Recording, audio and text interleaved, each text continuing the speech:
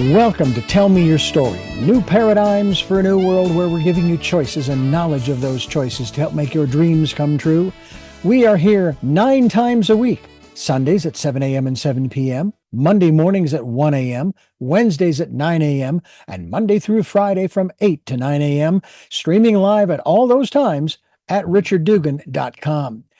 We are on SoundCloud, iTunes, TuneIn Radio, Spotify, Stitcher, Player FM, as well as YouTube, where you can watch these conversations. I hope that you will take time to subscribe and click notifications so that when a new conversation is posted, you'll be notified and you'll be able to tune in, listen in, and learn, and be entertained and inspired. A reminder that Choices, which is my book, 5 Steps for Life, it's available on Amazon.com in paperback, hardcover, and Kindle with Audible, soon to be released.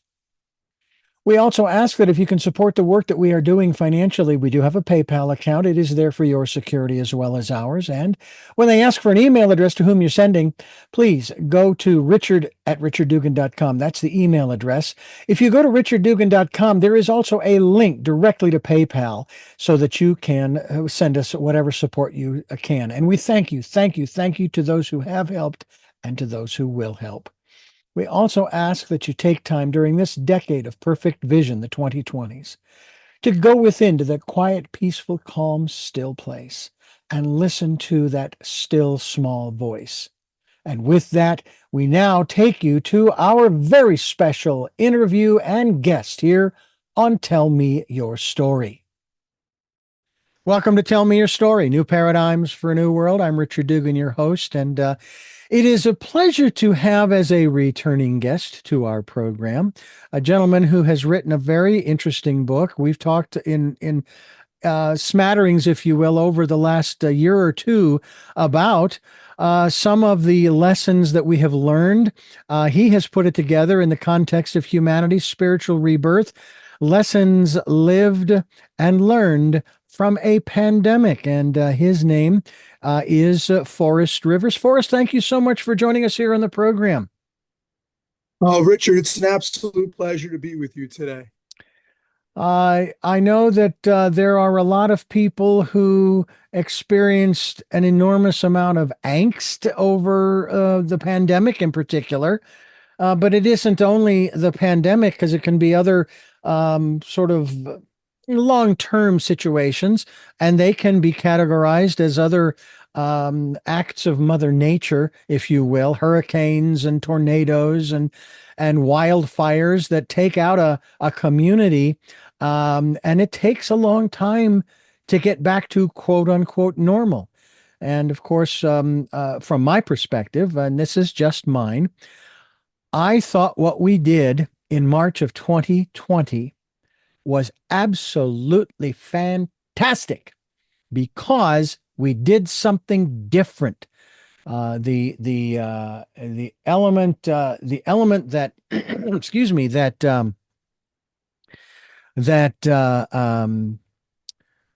I had talked about and have talked about for 40 years, when the influenza would raise its head across the country. And people would still go to work and they would go to school and they would spread it, and more people would get sick. And not only were people walking around spreading it and not doing well, but then, you start talking about what a lot of people think is the most important aspect of our society, our economy. I personally don't agree that it is, but some people do. And I thought, well, if the economy is that important, especially when it comes to productivity, why aren't you shutting the place down for maybe a week so that people can get well and get back to work and become productive? I mean, how productive can a person be who's sick on the job? I mean, really. But then there was something else, and this goes to what we're going to talk about, one aspect of it. And I love the title of the book, Humanity's Spiritual Rebirth. We're having conversations about things that we weren't before, specifically about our mental health and wellness. And I know that's probably one aspect of it, but also this aspect of people getting more in touch with, shall we say, their spiritual side. I know we can't separate. Yeah, Go ahead. absolutely, absolutely. I think what the pandemic allowed for us, and what we can also find in any kind of crisis situation, because that pandemic is not the last crisis we're going to face. Nope. There's always multiple crises that are emerging. And yes, we learn about ourselves spiritually during moments of crisis. And I think that there were a significant amount of lessons offered in the last pandemic that we can take with us and apply to any other crises. As you said, Richard, it could be a wildfire, it could be the devastating impact of a hurricane, which actually hit um, very close to home for me in Asheville, North Carolina, recently. It could be it could be a personal event like the loss of a loved one, the diagnosis of a terminal illness, and we can take all those lessons we took from 2020, 2021, and apply that to any kind of crisis we may face. Mm. Absolutely. Well, I know that when I first moved to Santa Barbara, California in 2006, um, when I first moved here, um, we moved in May, early May. And in June, I looked out to the north, and we live up in the mountains above Santa Barbara. And I looked to the north towards, I believe it was a community, I think it was a Cuyama or New Cuyama, the county and so forth. I saw this tiny, tiny little puff of smoke. I freaked out, having no points of reference, not knowing how far away it is, on and on and on. And I'm running around, and this is ironic because we have chickens. I was running around like a chicken with his head cut off. Well, over the course of the next 17 years, we were faced with multiple wildfires, probably as many as those years, maybe only 14 or 15, but nonetheless. And as one year led into the next, and different programs that I produced actually dealt with this subject, I began to get connected. I began to understand. I began to get informed. And I no longer freak out. Um, One of my first reactions is I get upset because somebody started a wildfire. It's like, you idiot. Why didn't you have water in the neighborhood when you were doing that? Arc welding out in the grasses, that kind of thing. Um, but I also know, hey, we all make mistakes. And the last thing I want is one of these wildfires to be named after me. So I'm very careful.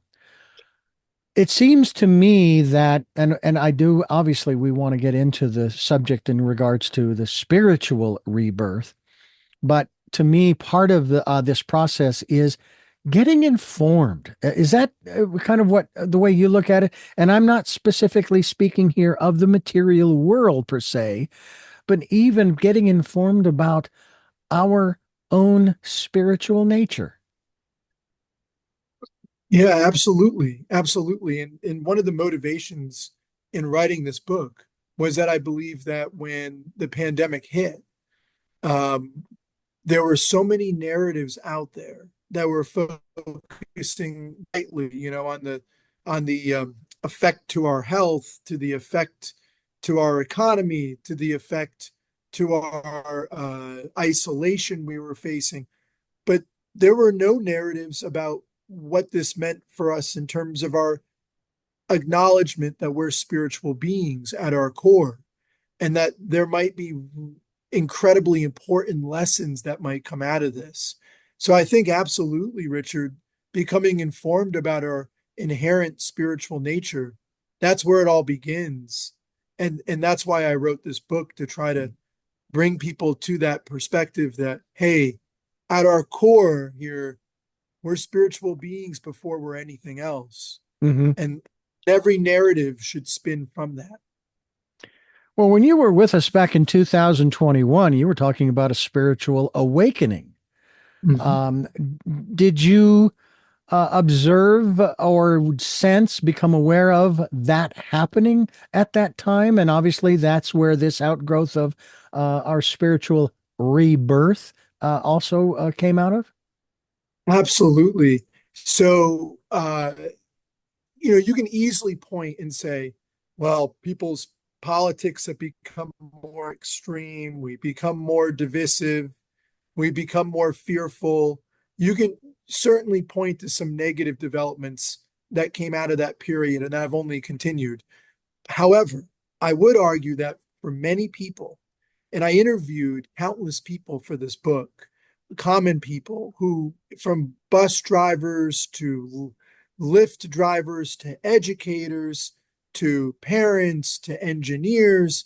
I interviewed a whole group of people for this book. And one thing I found that was a common theme was people began to slow down and start to actually question what it is that they wanted in their lives, or even more impactful, what is the meaning that they're searching for in their lives.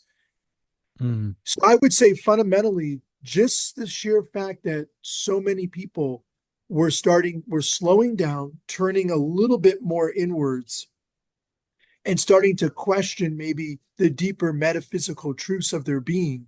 Who am I? What am I? What's my purpose? What is the meaning of all of this? Just the fact that more people were questioning that and reflecting on that suggests that there was an awakening taking place, and what I would argue now is a rebirth. Now, rebirths aren't perfect, right, Richard? They're not going Right. to be, not everything's going to be perfect overnight. There's still going to be a lot of turmoil. There's still going to be some darkness needs to be overcome, and clearly we see that darkness. So, uh, but there was some kind of catalyst that came out of that period that's not altogether different than what you saw in other huge movements of consciousness, like, for example, the 60s and 70s, the counterculture, which I also talk about in the book, in one of the chapters. So something significant happened here, and I think we're just beginning to see the product of that. Yeah. There were some paradoxes also that came about as well that I observed myself. That I sat there going, huh? Wait a minute, hold it, stop. What? The educational system. And after about, what was it? Maybe 9 months in, maybe more, there were people who started to, express their disapproval of what the government had chosen to do. And when it first was done, I thought, okay, if we can follow these guidelines for 3 months, we'll be through. It'll be done. But we didn't. We didn't for 3 months. So we didn't even do it for, I don't even think, a month. In any event, of course, schools were closed and all this kind of stuff. And then all of the discussion over getting the kids back into the classroom. And I thought there was one thing that was said that blew me away that I I never did understand how someone came to this conclusion. Well, the kids don't spread it. They won't spread it at school. That doesn't happen. And I'm going, wait a minute. I remember in the 60s and 70s going to school. And if one kid came to school with a cold, everybody else got it. How in the world did they ever come to that conclusion? I don't know. I just thought that was a rather fascinating position. But then there was also on the other side, this is where the paradox comes in, of the criticism of our educational system. And that it was horrible that, I don't know where we rank, maybe out of the 195 nations in the world, we're maybe at 194 or whatever. And so I thought, wait a minute, you want to send your kids back to school? It's like you're saying, my house is on fire and I want to go back inside. That doesn't make any sense. Why No. would you send your kids back to an inferior educational system? That was one of those paradoxes that I observed. Um, but one of the things that we talked about throughout that entire period had to do with people talking about getting back to normal. And then, of course, the phrase "the new normal."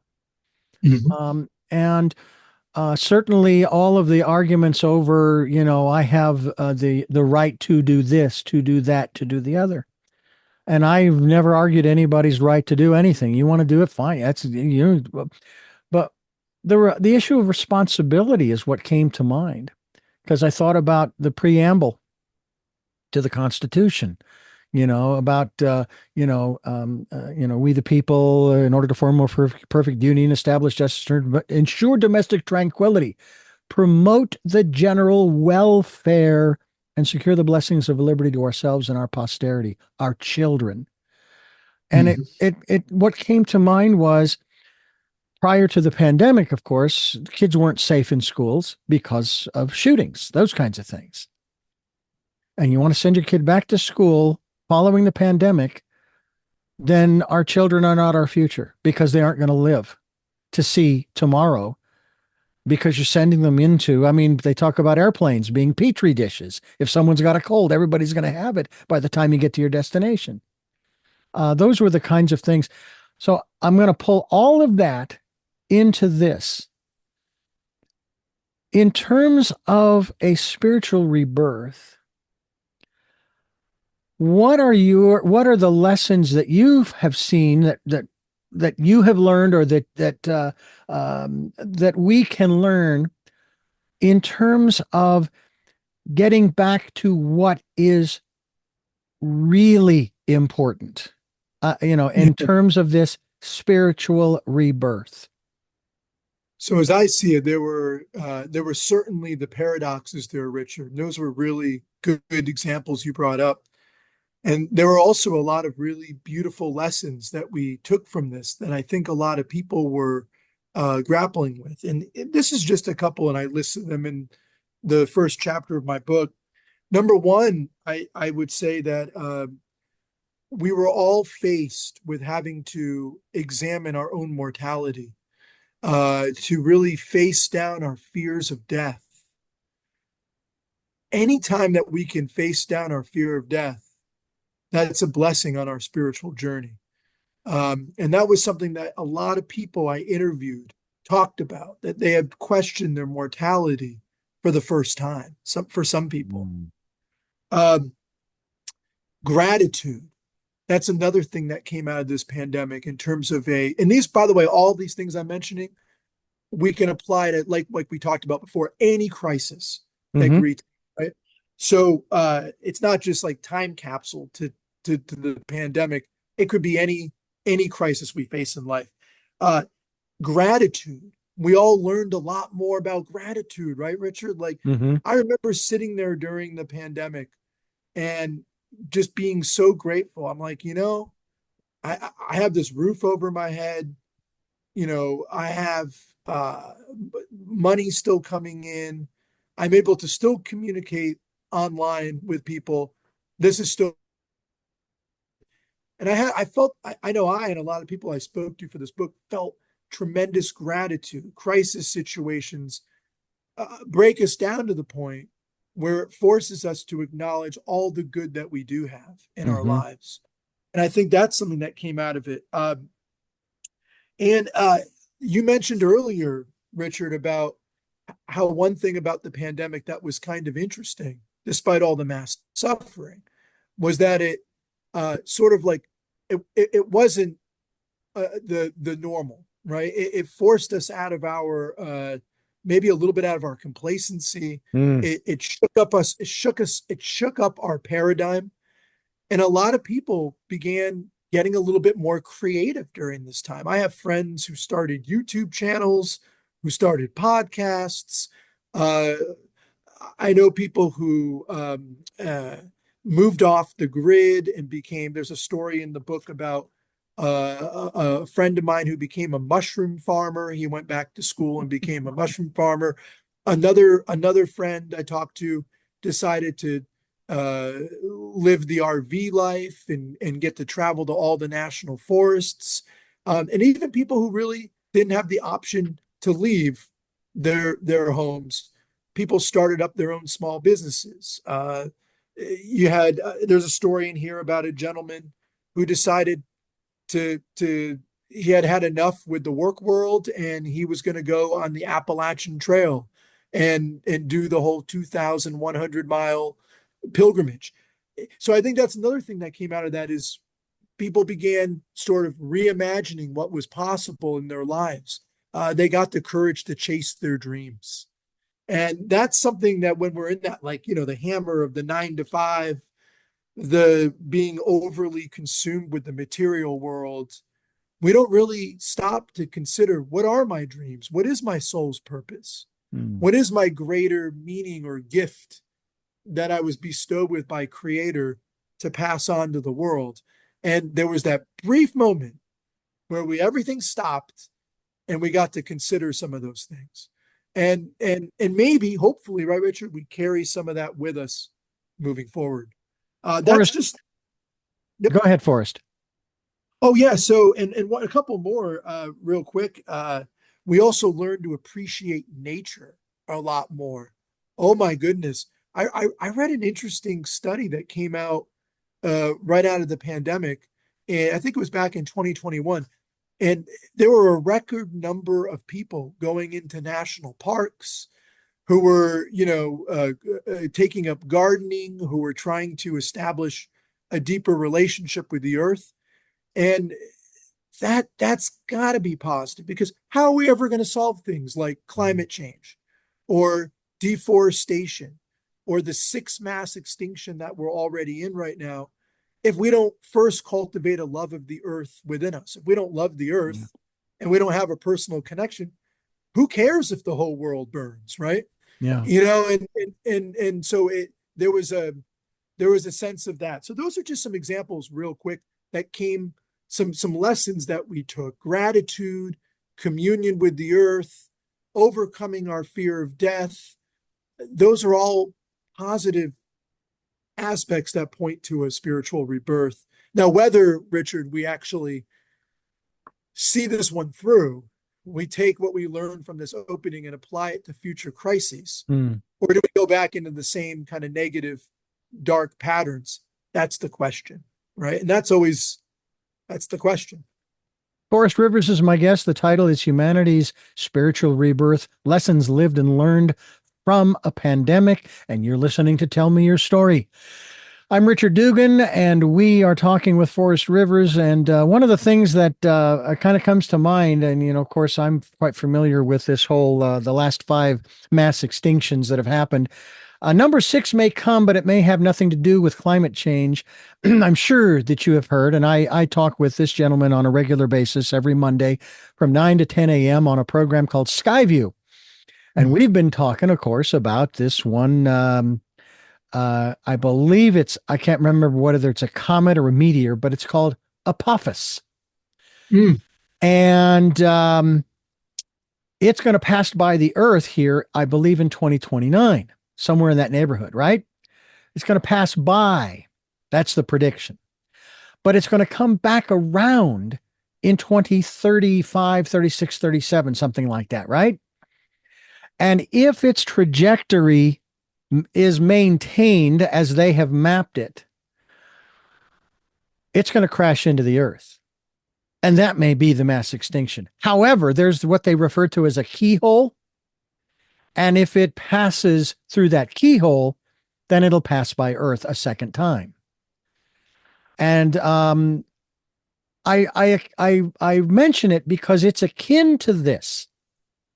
If you were driving out in the middle of, let's just say, in the middle of Wyoming, it's 2 a.m., pitch black, you're driving along the road, and you come upon a 4-way stop.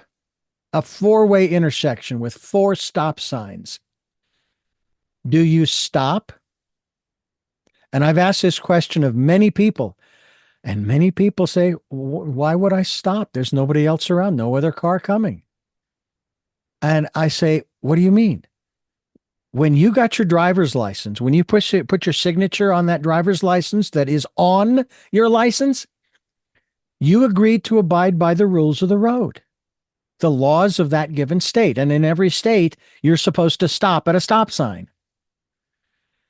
So why would it being 2 a.m. out in the middle of Wyoming, in the middle of nowhere, it's pitch black and there are no other cars, why wouldn't you stop? Because you agreed. And it really comes down to doing the right thing. So whether Apophis is or isn't going to hit the earth, why aren't we doing the right thing? And whether we in the United States choose to clean up the oceans along our shores or clean up the land or clean up the water and so forth, um, what difference does it make whether China or India or any other country is or isn't cleaning up along their shores, et cetera, et cetera? Why shouldn't we be doing the right thing? Mm. Can you talk to us a little bit about how we can get in touch with, shall we put it in this context, doing the right thing, especially as I've talked many times on this program, almost every program, about going within and listening to that still small voice during this decade of perfect vision, the 2020s. Yeah, so I love that. The still small voice within, right? It's so important to listen to that. We're only going to learn to do the right thing if we can still our minds and open our hearts just long enough to hear our spirit speaking and to hear the spirit of creation speaking through us. And there are some things that we can do to cultivate that kind of awareness or mindfulness or centeredness. And I do talk about some of those things we can do to listen to that still small voice within in this book. And a couple of the things we can do is obviously meditation. Meditation is so vitally important. You're not ever going to tune in to that still small voice and learn to do the right thing unless you can calm these thoughts. Mm-hmm. Think about like Richard, think about what we're bombarded with today. All of the commercials and all of the comparison and all of the fear we're inundated with and all of the images of brutality, basically all images of not doing the right thing. And we need to quiet down our minds first. So that's the first step I would say is I'm an advocate that I think meditation should be taught from the minute a child is in kindergarten, and that should be cultivated all through their entire primary schooling. You want to talk about an effective education system, one that teaches us to look within ourselves. So meditation's and I also think just another practice that we can do is learning to have gratitude, right? Learning not to take everything for granted. Using your example of, I wasn't aware of that, by the way, that there might be a meet hitting Earth. Yeah. It reminds me of actually, it's funny. It kind of reminds me of Don't Look Up a little bit. You know, that there's this movie that was made that was on Netflix, and an asteroid's headed towards Earth, and everybody is just denying it and pretending like it's not going to happen, and it comes, right? Mm-hmm. Spoiler alert, comes, and it's kind of like that a little bit. You know, it's if if we don't start to tune within ourselves, if we don't practice meditation, if we don't have gratitude for the little things in our life, the great things in our life, just the fact that we're fed or we have shelter. If we approach everything like we're owed something, in Yeah. other words, a mindset of entitlement and not one of appreciation, we're never going to do the right thing, and we're not going to evolve spiritually. And I'm hoping that you know this resonates with your listeners, is that gratitude is really a key Yeah. to learning to do the right thing. Gratitude. And also, last thing I'll say is uh, the spirit of service.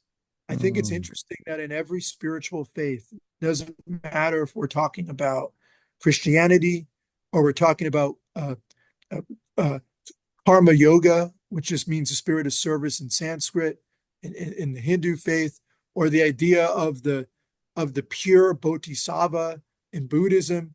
They all have the same common theme of serving others. And I think that that needs to be more emphasized in our society, is serving others. So I think one way to get in tune with that still small voice within us is meditation, an attitude of gratitude, and the spirit of loving service to others. We can get pretty far on those three things alone. There's another movie. It's a touching movie. Yeah, I'm going to spoil it for you because it ends the same way as the one you just talked about, but it's a touching movie and it's called Looking for a Friend for the End of the World. It has Ooh, Stephen, oh my goodness. He does the voice for um, Grum, I think it is in the minis. Oh my gosh, I cannot remember all of this stuff. Stephen, oh my heavens. Anyway, what he does is, as the character, he finds out this is going to happen. There's nothing that they can do about it. It's coming, it's coming, it's coming. And there's a scene where he goes to his father's house, and obviously they are estranged. And his father, thinks that he's there to try to patch things up, and he's very resistant and on and on and on. And he says, no, all I want to do is have a nice dinner with you. We don't need to go into anything. Let's just enjoy this moment together. And his father's still perplexed, but they eventually do. They sit down and they have a nice dinner and so forth. That's just one of the scenes that's really, really profound in that context. But there's another part here that, especially in regards to this whole spiritual rebirth that we're talking about here. And again, we're talking about humanity's spiritual rebirth. There are many people on the planet, and I'm not even going to speculate how many, percentage wise even, who believe that there is an afterlife.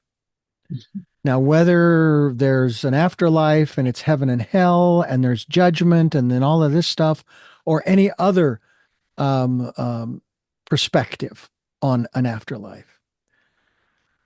They believe that we are immortal, our souls are immortal. Ergo, what you just said is actually very essential to our spiritual future, if you will. And of course, no time in spirit, but nonetheless. And so, why wouldn't we do these things? If we believe that there's an afterlife and all of that, then why not do those things? Because they say that even if this planet's gone, apparently there are others where we could go and live and incarnate into other creatures, other beings, and so on and so forth. But at least, if you want to put it this way, I guess, at least we would die with a clean conscience, so to speak. Talk a little bit about that? yeah, absolutely. Absolutely. I think it's absolutely undeniable that there is something that is beyond our physical forms. And you can call that heaven, you can call it spiritual dimensions we go to. I think it's interesting that in India they literally call it dropping the body when you die, Mm-hmm. dropping body, which Yeah. suggests something's dropping the body, right? So it's the soul or the essence of who we Mm-hmm. are. And I think that knowing that we're deathless souls who come to this planet to grow in our spiritual awareness, to grow in our evolution as spirits. Knowing that, why wouldn't we take our lessons? Why wouldn't we engage as deeply into living a good life, into being a good human as we possibly could? Because we know that the law of karma is a real thing, right? Mm-hmm. We've seen karma in action on this physical plane. Everybody here has experienced karma either by themselves or others. And so surely the actions that, if everything is interrelated and this incarnation is tied to our next, and our souls are deathless, eternal in nature, then of course the decisions, the thoughts, the intentions, the actions we have in this life are going to impact our future births in whether we incarnate here or we incarnate on another dimension or another planet. Who knows where that all goes, right, Richard? But Mm-hmm. knowing that we're deathless souls and that we're here for a lesson and that we accumulate karma, both negative and positive, that's incentive enough to make sure that we're living a good life. I'm not saying we should live a good life out of fear. We should live a good life out of the sheer fact that we're nourishing our souls and helping our souls evolve and mature lifetime to lifetime.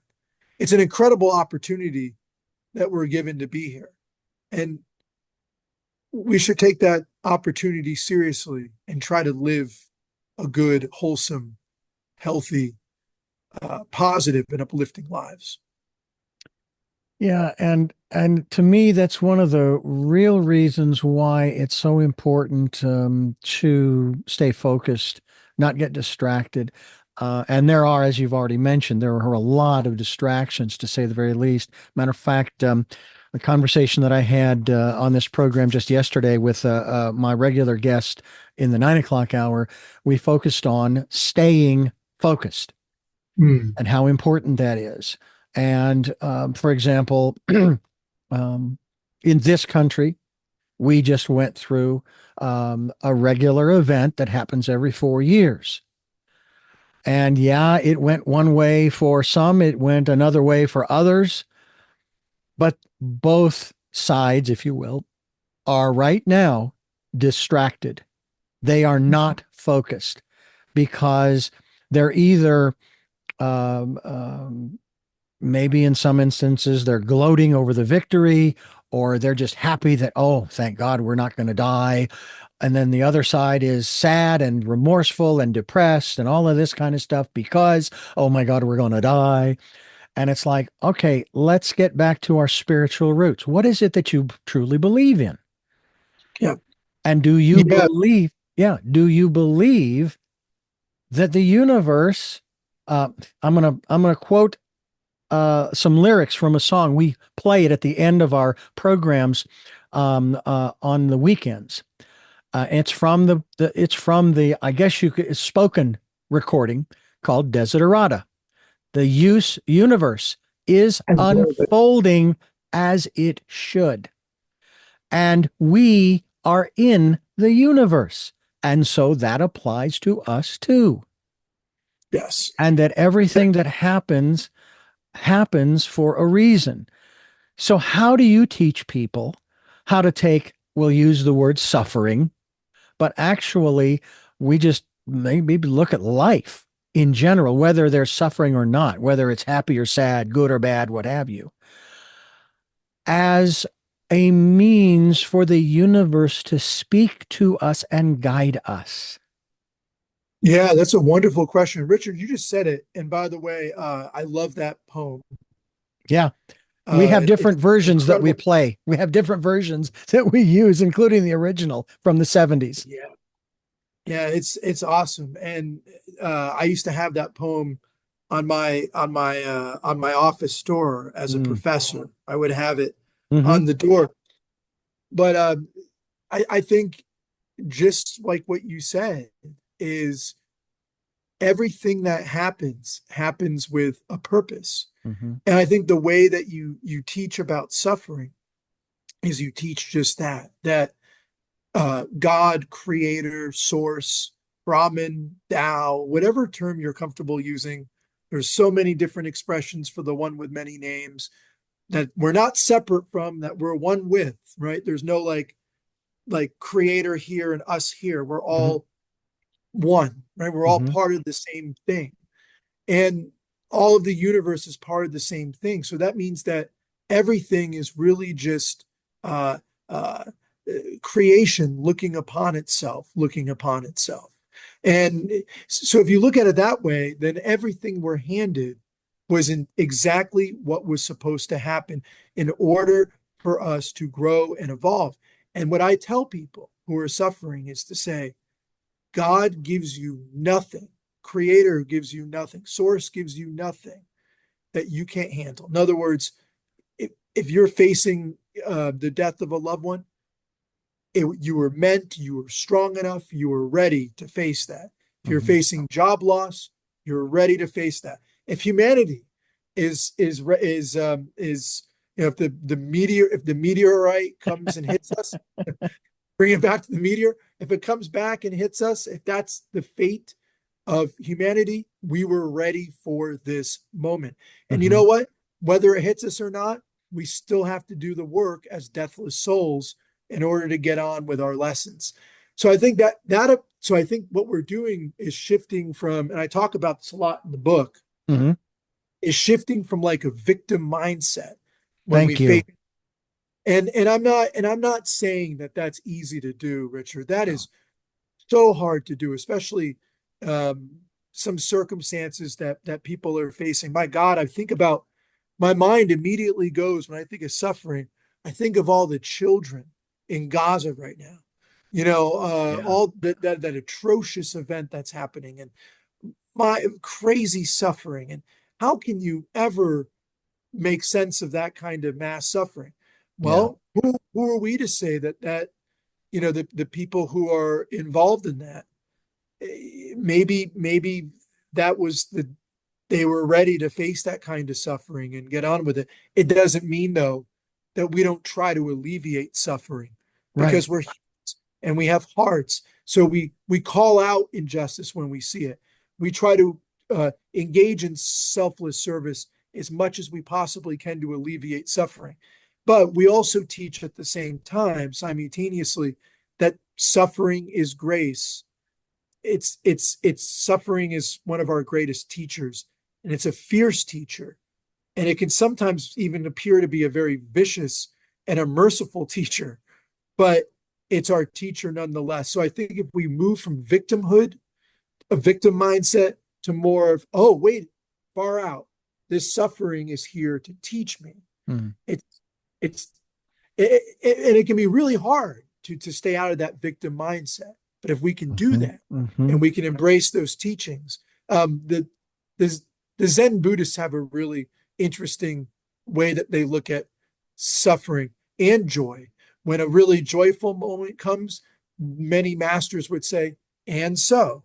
And then a moment of suffering would come and they'd say, and so, you look at everything as a teaching without getting overly attached to anything. And Yeah. that's obviously easier said than done. My Oh yeah. I mean, my I, God. I I won the victim game back in the 80s. I was going through some personal growth programs. Now, when I say that, what I mean is that I don't play the game anymore. That doesn't mean that I don't have those moments. And they're flashes, thank goodness, of what just happened. Why is this happening to me? My book, Choices, 5 Steps for Life, says that we make choices. We are where we are because of the choices we have made up to this point. We will be where we will be because of the choices that we will make from this point forward. I love what one of my guests added to that. The choices that you make from this point forward are going to be based upon your perception of what you think the future will be. And if I'm the kind of guy that's half the glass half full, and I've been living in Santa Barbara for 18 years, one of the most expensive places to live, set aside all of the rhetoric about the economy in general, it's always been an expensive place to live. And I'm here, and I've been here for 18 years and still doing the things that I love doing and being out in nature. We happen to live up in the mountains above Santa Barbara, and it's beautiful. We've had wild turkeys on the property years ago. We have deer. We've had a bear up here. My wife says she's heard bobcats and foxes. And when it rains, we hear the frogs. And of course, at night, sometimes you hear the crickets. and on and on and on. And it's a beautiful place to live. And I'm here from a very suburban Phoenix, Arizona, where I used to live 18 years ago. Now, it was great when I was a kid growing up, but now it's just a little too hot. Thank you very much. Um, but it's this whole victimhood that I thought we had, as a society, had gotten past. And then all of the sudden in 2015, and I remember the exact date, June 15th of 2015, uh, the leader of the pack brought it back. And it's been with us for the last 9 years, and it will be for another 4 at least. Okay. So rather than go, I'm going to think negatively, I'm not going to do this, blah, blah, blah, blah, blah, blah. No. What's the universe trying to tell me here? What's going? Mm. And I've heard this said too, that what goes on the outside world, and then there's outside of us, is a reflection of what's going on our inside. You got it. You got it. It's it's funny, when when people got, I have some friends who expressed a lot of concern about, for example, this last election and what it means to have him reelected. And I said, hey, rather than approaching that with fear and trepidation, how about you acknowledge the fact that maybe he's a reflection of our collective state of consciousness at the moment. Mm-hmm. And yeah, it might not be a flattering consciousness, but you know what? It's going to teach us a Mm-hmm. lot. Mm-hmm. And rather than go into that fear mentality, let's take it and say, okay, here's our outer reflection of our inner state of consciousness.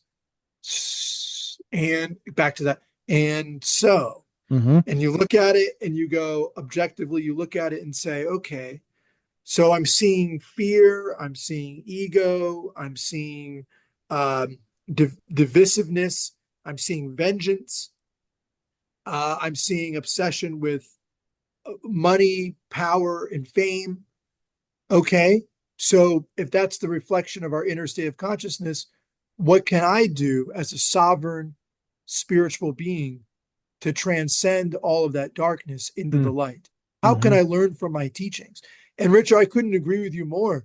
All of that, the politics, the economics, the Oh, and the the religion and the religion. religion and Yeah. the organized religion, all of that is a reflection of our inner states of consciousness. Yeah. So it shouldn't be surprising when we see dysfunction on the outside. If we see that dysfunction, it means we have a lot of dysfunction on the inside. And Yeah. I'm actually hoping that, you know, the this could, what happened with this election could end up being a really positive experience in terms of again, the outward being an extreme teacher Yeah. for us. And There, maybe it becomes, yeah. yeah, there has actually been the statement that this is an observation by someone who has been watching over the last 8, 9 years. There has actually been the observation of a mellowing. Now, Mm. some people may not see that, but this person apparently sees that there has been some kind of mellowing of a sort, of a sort. Maybe he has learned some lessons on how to interact with other human beings. You know, maybe not. But what difference does that make? It's more what you were just talking about, taking a look at the outer and then turning it around and saying, "All right, what's going on the inside on the inside of me?" And this goes back to the whole aspect of focus, staying focused on what's important. Which is why, going back to what we talked about earlier, why meditation is so important, right? Having those moments of self-awareness and self-reflection and introspection is so vitally important today, Richard. I can't stress that enough. Mm. You're aware of that. Your listeners are assuredly aware of that. I can tell what kind of being you are, Richard. You're a deep spiritual being, very wise, who's so I can tell I'm sort of just preaching to the choir here, right? But but the more that we introspect on our own inner state of consciousness, the better. And there Mm. was a really cool quote from Black Elk. Are you familiar with Black Elk? He was like a famous chief of the Lakota, I think in the 1800s. And he said, um, if you want to get your basically you want to get your family in order, the first thing you have to do is get yourself in order. Mhm. If you want to get your community in order, you get your family in order. If you want to get your like country in order, get your community in order. If you want to get your world in order, get your country in order. And notice the first thing he said, it starts with you, right? Mhm. So you're the base of that. Yeah. You have the inner work. And if you do that inner work, it kind of travels up the consciousness scale, right? From internal to external.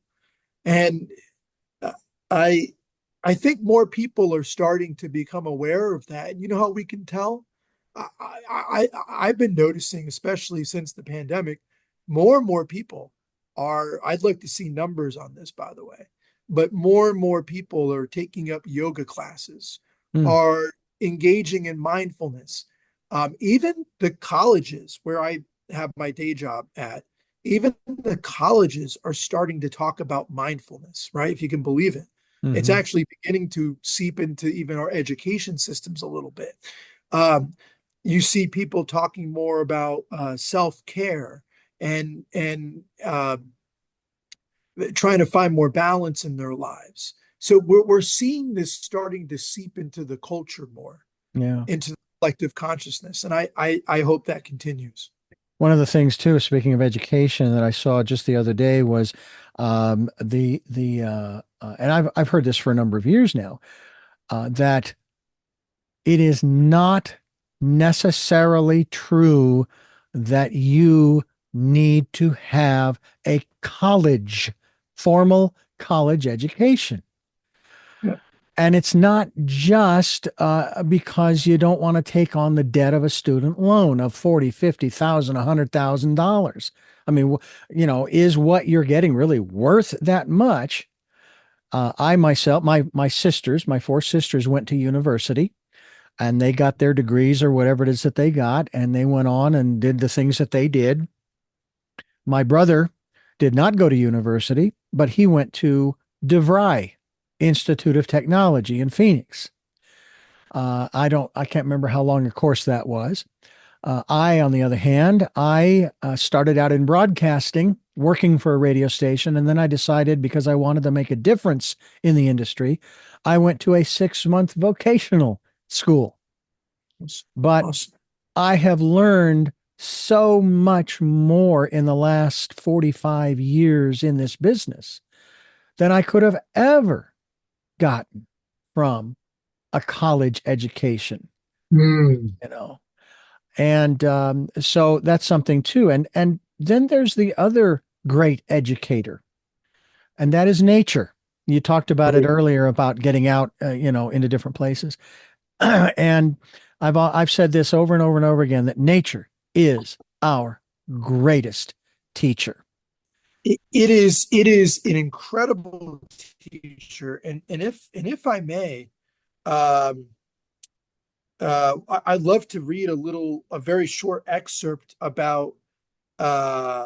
about nature, the power Please, of nature. please go ahead. Uh, yeah, very, very short little section here.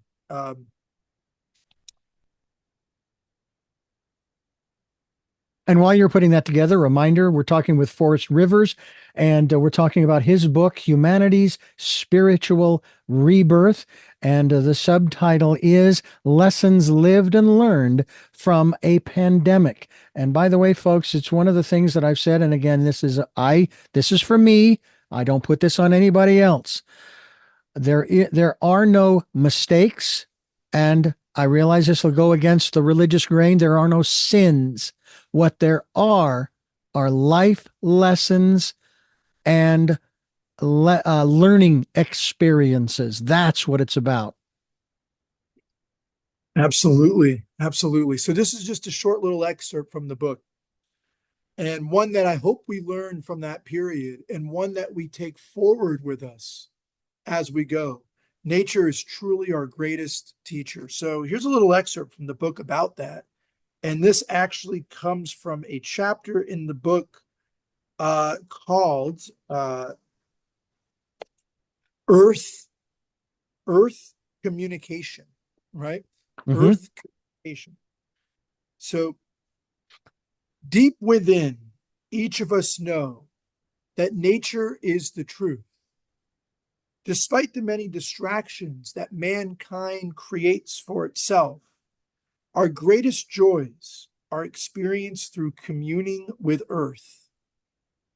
In fact, this feeling of contentment is so intrinsic that many people dream of one day acquiring enough money to retire away to a body of water or to the mountains. This intuitive drive to connect with our mother never wavers, not even for those of us in the Western world, where alienation from nature is most severe. As we come to honor this innate drive to connect with Earth, we will all notice the existence of divine qualities in the wild. For example, trees embody the resolute and formidable statue of God in form. They also reflect its exquisite wisdom through their enduring presence and faith in the natural cycles of rain and sun. Likewise, the mountains capture the mystical heights of the highest through its power to convey perspectives. And that's just a short little excerpt. The idea that if you want to learn about the divinity within yourself, go into nature, Hmm. you know, go on a hike, go garden, right? You don't have to do a lot. Go garden. Yeah. Go even sit outside on your porch and listen to the birds singing, right? You'll learn a lot. I love there was this book by back in the day called Siddhartha. Yes. Remember that book? It was by oh gosh, um, the name is slipping me right now. But anyhow, there was a book called Siddhartha, and the river becomes one of the greatest teachers to the main character at the end of the book. Mm. And it's true. Nature is our greatest teacher. And Yeah. that is one way that we can connect to our most innate divinity. Yeah. I am working on, I call it disassembling an oak tree that fell a couple of years ago. And I've been working on it that long to cut it up for firewood. And we're now using it. And there's still a lot more that I have yet to cut up. And I am out there. And of course, as you talked about earlier, I'm very grateful. And I am grateful to the tree for making itself available. And I was talking with somebody about this and how challenging it is because it's a big tree. The trunk is huge and so forth and so on. And they said, well, maybe there'll come a point, as you're doing this work that you'll decide, you know what, I'm going to leave this here to go back into the earth over the course of the next, 50 years, maybe, if it takes that long. And I've actually been thinking about that, thinking, okay, maybe I'm done. Maybe I've got enough and I'm good. And there'll be another tree that may fall here and there and what have you, or I'll need to go buy the bundles of firewood or have a cord brought over for our fireplace. But the reality is that I enjoy being out there and working with the wood, working with the tree and so forth. There is a sense of contentment. Um, it's a focal point for me that I don't think about much of anything else other than what I'm working on. Partly because, I don't want to end up, putting the axe or the chainsaw through a hand or a foot or something. But also because I'm very observant. For example, when I cut through the trunk and I see the design of the rings of the tree. And I think of the number of years that this tree has been there. And it looks like it's probably been about 40 or 50 or more years. But the soil just got too soft because we had those rains the last couple of years, the very heavy rains and so forth, and the tree fell over Mm. and died. But I didn't do anything with it until I knew it was dead, because I know that there have been instances where trees have either fallen or leaned. We had a pine tree that actually leaned almost 30, 40 degrees. I didn't touch it. And eventually the trunk started to curve upwards again, vertical from the ground. It self-righted itself. So that's the thing that I do with plants and things of this nature is I don't immediately go, oh, it's dead, I'm going to pull it out. I'm going to leave it because who knows? It might still be Mm. alive. It might recover. But I love being out and when we had the snows that fell here on the mountain above Santa Barbara. Oh my heavens. It was the first snowfall I'd ever seen and been in, actually. And then I started taking pictures all over the place of it, and it was just beautiful. So yeah, I couldn't agree with you more. I loved going to the parks back in Phoenix when I lived there. We would bicycle everywhere, and we'd bicycle. There's one big park that we had in town called Encanto Park. It had a little kids play area. It also had a sort of an amusement center with a little train that went around and those kinds of things.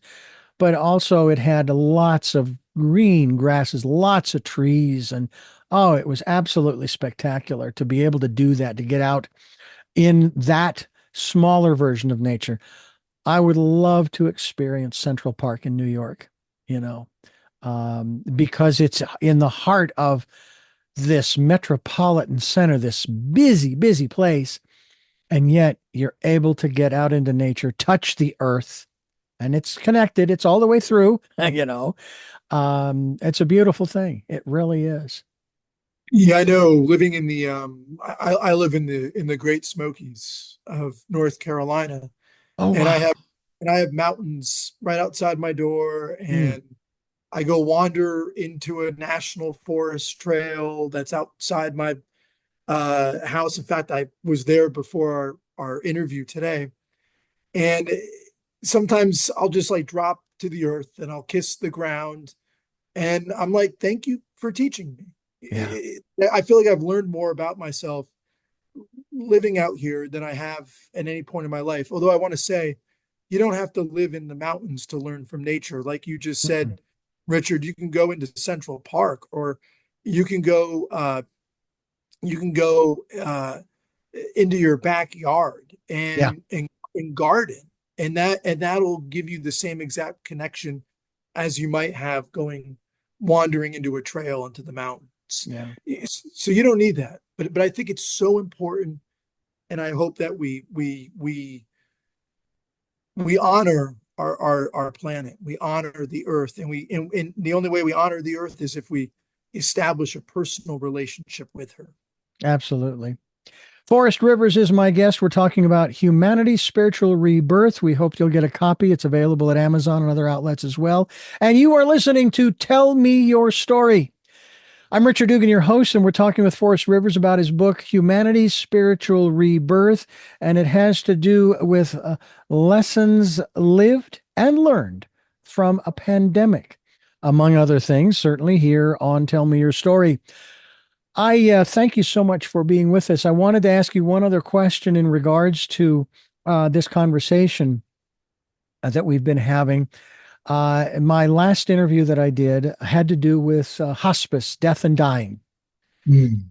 And I'm curious as to not only the importance of working through the fears that many people have. I myself, I don't have those fears. I have lost my father to that process, and my eldest sister, and some friends, and so forth. And the beautiful thing is, I don't have to get on the phone to call my dad anymore. I just talk to him. Um, but at the same time, I've also made peace for myself in that I hope today isn't the day. But if it is, and I can't control it, if it is, I'm good to go. But I got a lot more I want to do. So I'm hoping that the universe won't punch my ticket just yet. But why? Why is it so important for us to move past this or work through the fear in regards to our spiritual growth? Yeah, absolutely. Absolutely. Well, one simple reason why it's so important to overcome our fear of death is because we can't live in the present, right? If we can't live in the present moment, if we're constantly consumed and gripped by fear over our passing, inevitable passing. And if we're, if we're constantly living in fear of death, that means our mind is constantly consumed by the future. And we're not really ever present here now, which means if we're on an earth school, which is what I personally believe, we're incarnating souls that are temporarily in these bodies in this form, then and we're living in fear, we're never present and we're missing our uh, profound lessons that are being presented to us moment to moment. That's number one. Mm-hmm. But number two, and Richard, we've talked about this today, which I love. When we can get past our fear of death, and my understanding for me, getting past the fear of death is identifying ourselves not so much with our bodies, but with our souls. And of course, we acknowledge that we have to keep our bodies healthy. We treat our bodies as the temple they are because they warehouse our souls temporarily. And so we treat it with the utmost respect because it gives us the ability, it's the vessel that allows our soul to experience what it needs to experience in this incarnation. So when we move past our fear of death, what we're really doing is we're moving from our identification with our bodies to our identification with our souls. And when we can identify with our souls, that's where the real magic happens on our spiritual journeys, because we're not our bodies, right? We are our souls. That's fundamental. So moving past our fear of death helps us live more present in the moment.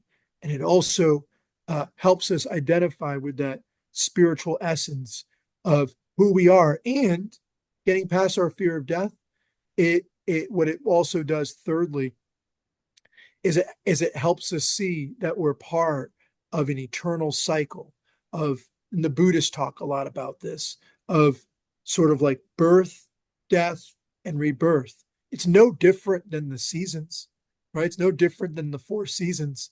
It's really no different than the tides of the ocean. Where it's no different than the erosion of the mountains, right? We're constantly the whole universe.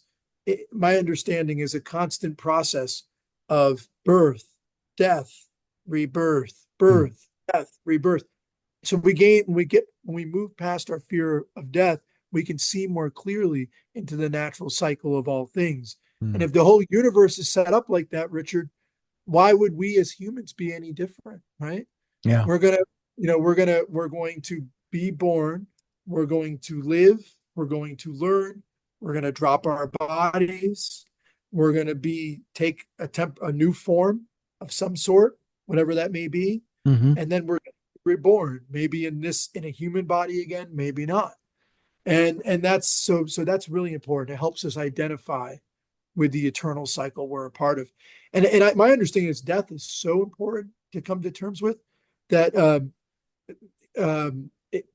it honestly should be part of our spiritual practice. There was this really cool book written many years back, and his name was Stephen Levine. Are you familiar with him? He was like a meditation teacher in the 60s and 70s. He was a contemporary of Ram Dass, who was my favorite spiritual teacher. And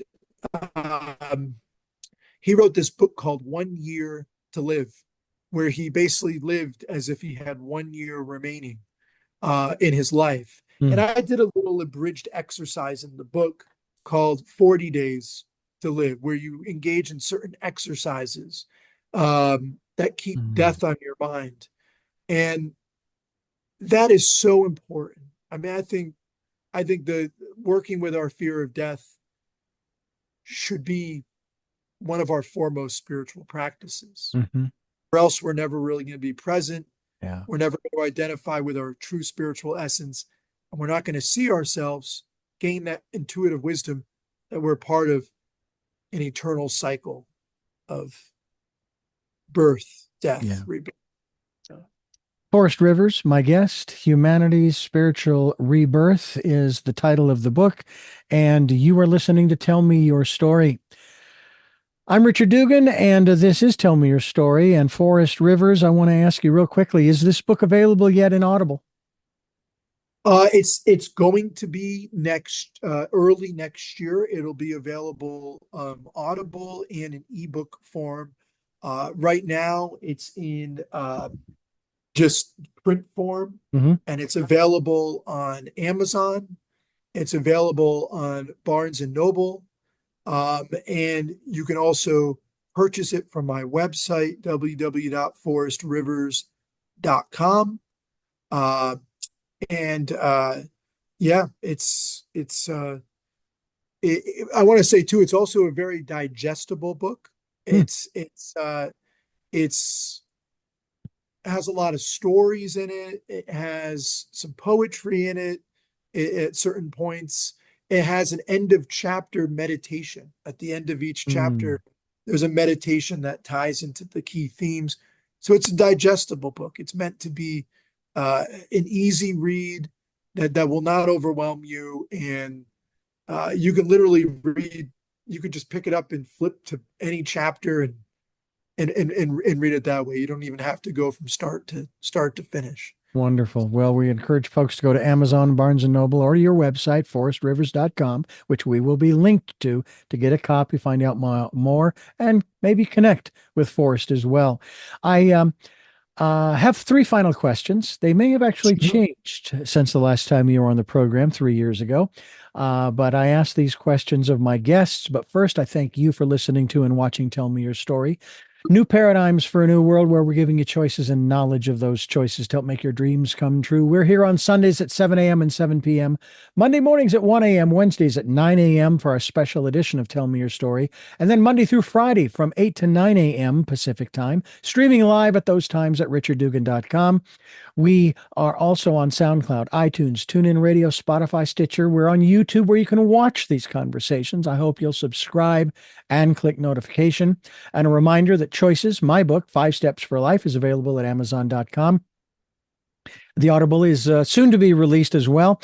And also ask that if you can support the work we're doing financially, we would be so gratefully appreciative. We have a PayPal account. It is there for your security as well as ours. And on the homepage of richarddugan.com, you have a link to take you to Amazon for the book. You also have a link to take you to PayPal for the support that you will provide us. And I thank you in advance for those who will help and to those who have helped in the past. I also ask that you take some time to go within to that quiet, peaceful, calm, still place and listen to that still small voice. And with that, we ask those three final questions of our very special guest. The first of which is, who is Forrest Rivers? Forrest Rivers is just another being on a spiritual journey. Every one of us is on a spiritual journey. And for me personally, it's what I believe is my soul mission to simply put myself out there in order to convey truths that we all know intuitively. I don't view myself as anything special. I just view myself as one of many people who's on a spiritual journey, who is simply conveying, hopefully conveying truths that resonate with each of us inwardly.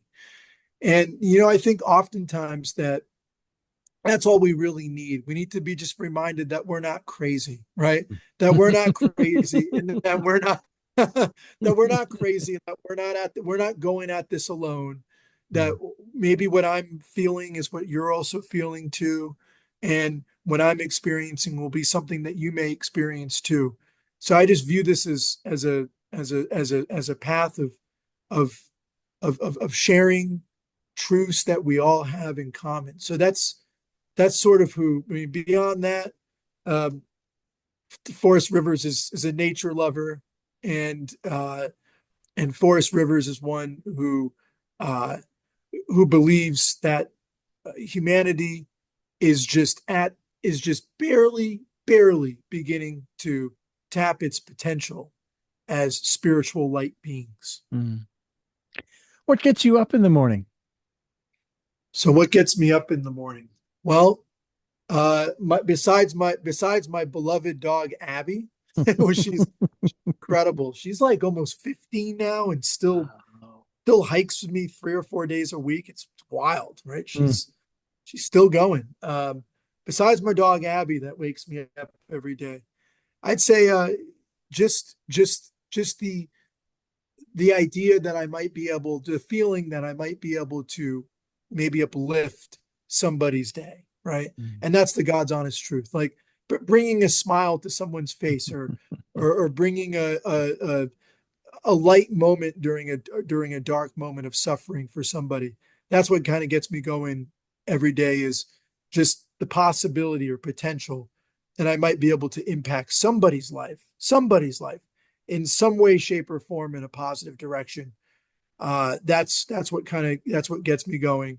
And lastly, the mountains, right? I really related to you on that, Richard.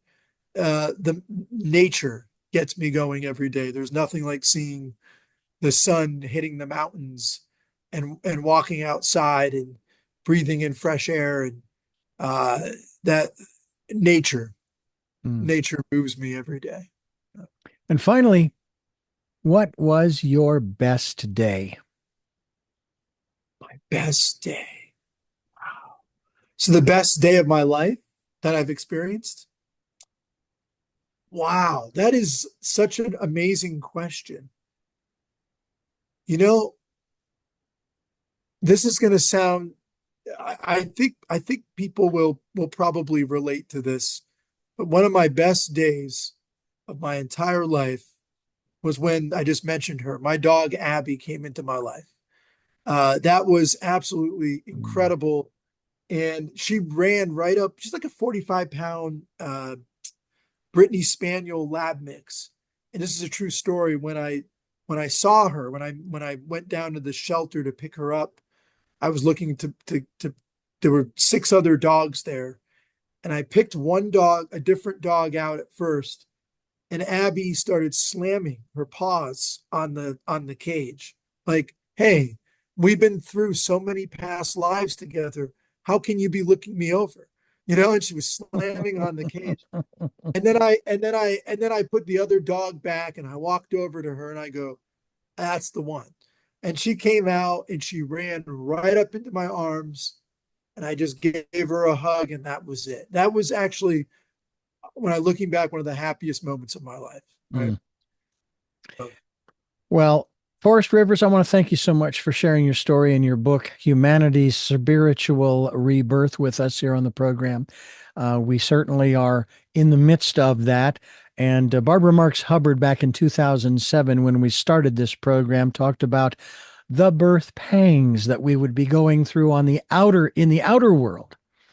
we're And we're going still through them. going through them 18 years later, but that's okay.